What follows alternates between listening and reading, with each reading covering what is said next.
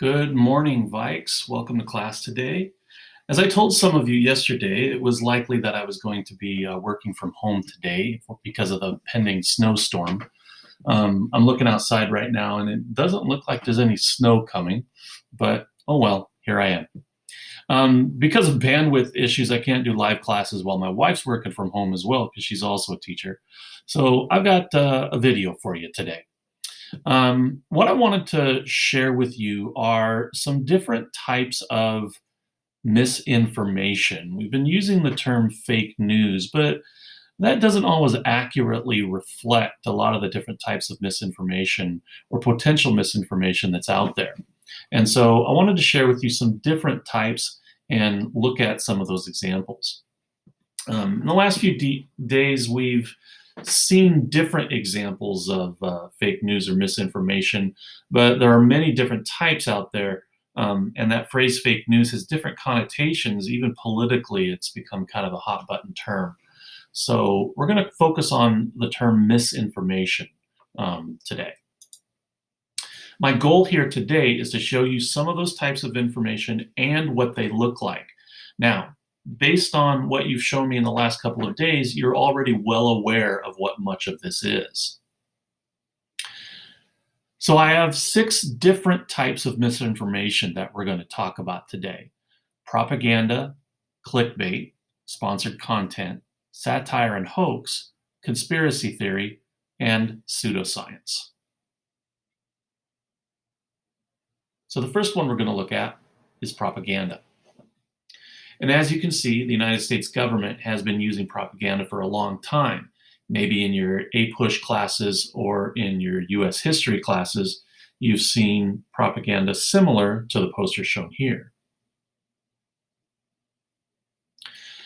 Some features of propaganda: it's adopted by governments, corporations, and even nonprofits, and it's used to manage attitudes, values, and knowledge. Propaganda often appeals to emotion. That's one of the chief features of propaganda.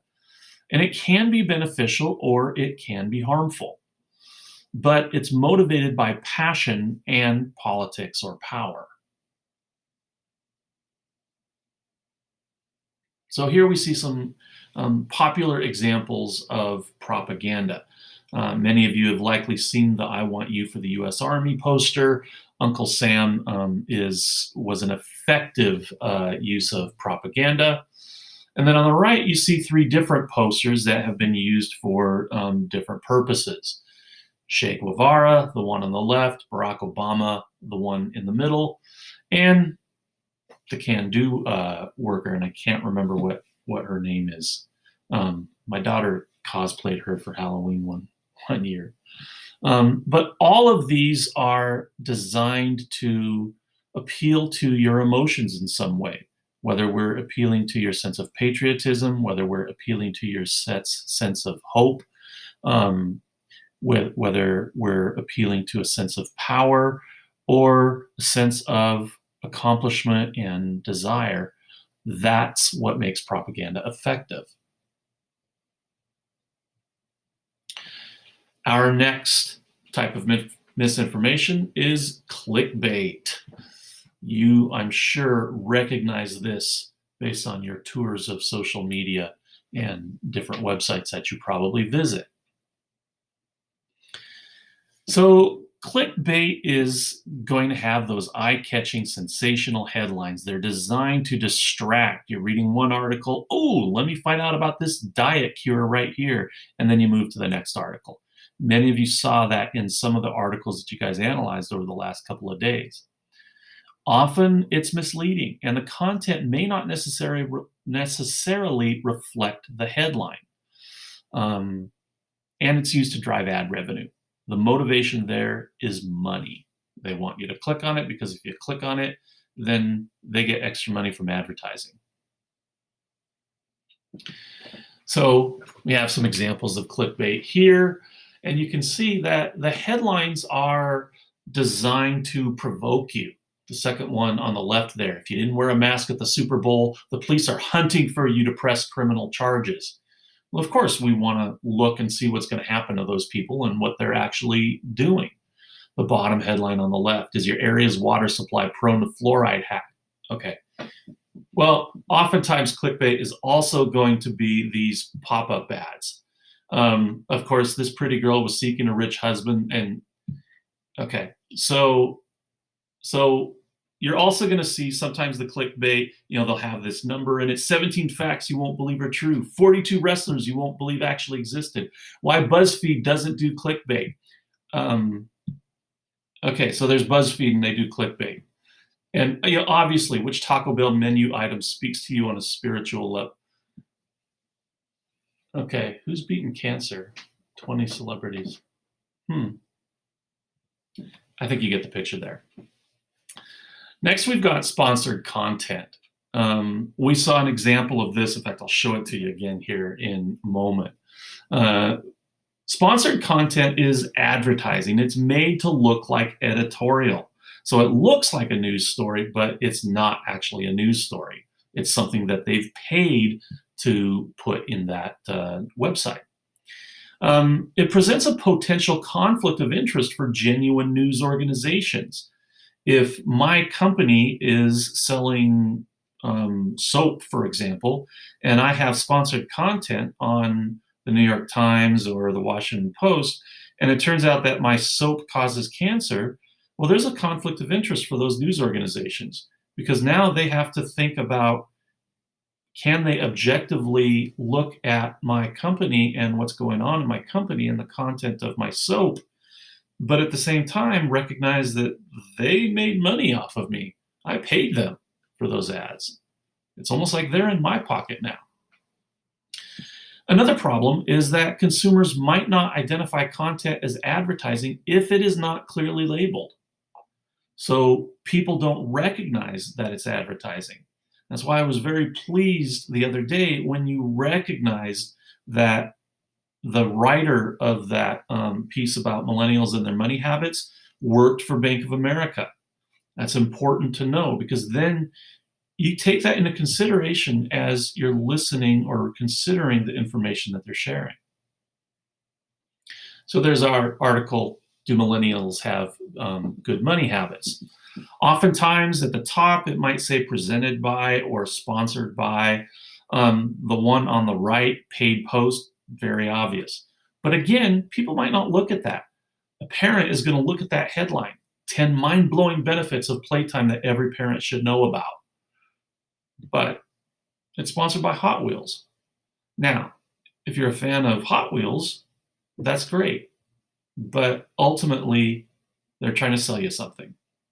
And you can see it's another example of clickbait. Okay, the next type of misinformation is satire and hoax. So we see the headline there. It's very relevant nowadays. Media claims Britney Spears well enough to be released back into their sole custody. So satire often provides social commentary. In many cases, it provides humor as well. So the social commentary on that last example is, in a way, they're making fun at this whole situation, or they're adding a comment about the whole situation regarding Britney Spears and her father having control over her finances and essentially her life. It's going to vary widely in quality, and the intended meaning may not be apparent. Many of you fell into that trap when you looked at the Virginia bike lanes article yesterday and the day before. Some of you even commented that it was kind of bland. It's satire, but it wasn't very well written. And for many of you, you didn't get the satire. That's not necessarily your problem. A lot of times that's the problem of the author. They didn't write it in a way that would make it clear that it was satire. It can also embarrass people who confuse the content as true. So I found this example this morning. The Onion, in a tweet, said, scientists trace heat wave to massive star at center of solar system. Well, duh. But someone asks the serious questions. Ask yourself, who's funding this study? Who stands to benefit from this? Totally misrepresenting or confusing that the Onion is satire. They've always been satire, and they don't hide it. So there's our Virginia DOT headline. But here's a couple of other headlines that I saw. Romantic experts recommend spending 3 months' salary on Valentine's teddy bear. And their commentary there, obviously, is the amount of money that people spend on Valentine's, tying it into what is actually, well, if you recognize the saying that you should spend 3 months' salary on a wedding ring, that you can probably figure out that that actually was created by a jeweler. Yeah, they want you to spend 3 months' salary on a wedding ring. And then the other one, paranoid Janet Yellen, who's our Treasury Secretary, hides entire U.S. money supply in Treasury Department drops ceiling. So most people are going to recognize that it's satire, and they're going to see either the humor in it or the social commentary. But again, some people, they don't. Our next one is conspiracy theory, and this has unfortunately been a main feature of politics in the last few years. The picture there is a representation of the conspiracy theory QAnon, in which they believe something about a group of pedophiles is running the government or was running the government, and that Donald Trump is the shadow president right now. I have no idea exactly what it's about, but the problem is that many people actually believe it. Some features of conspiracy theories. Often they try to explain simply these complex realities, and it's a response to fear or uncertainty. They're going to reject experts and authority. And many times the conspiracy theory itself can't be falsified. There's no way to argue effectively against it. And if you do provide evidence, they're going to use that evidence as further proof of the conspiracy. A couple of long-time examples of conspiracy theories.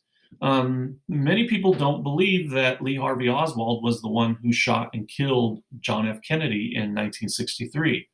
Or if he did, that he was controlled by someone other than himself, say the Cuban government or the CIA. Even though there's no evidence that any of that is true, people still believe those conspiracy theories. Another popular one is that they're researching extraterrestrials at Area 51. In fact, it wouldn't have been last year, I think it was 2019, a bunch of people decided that they were going to storm Area 51. Yeah, that didn't go over very well. And then finally, we get to pseudoscience. And this also is relevant in today's society. So we have an example here. You can see this is an older ad. Pseudoscience has been around for a long time. People who peddle this, they're giving you not only miracle cures, but they contradict experts in many areas of science. So we have the anti-vaccination movement. We have climate change denial. Those are examples of pseudoscience. Oftentimes they're going to misrepresent real scientific studies with exaggerated or false claims. And here's some examples. Cigarette companies for years would claim that science showed that their cigarettes were either safe or, in the case of this ad, tasted better. But we all know how that works out, or at least I hope you all know how that works out. And then two headlines showing the seriousness of pseudoscience regarding anti-vaccination movements and global warming. So these things are real. My hope is through these examples here that you get an idea of the different types of misinformation. And then when we come back on Tuesday, I've got a little project for you where I'm going to have you kind of explore one of these in more detail. All right. Thanks for listening and watching, Vikes. You have a great weekend, and I'll see you on Tuesday.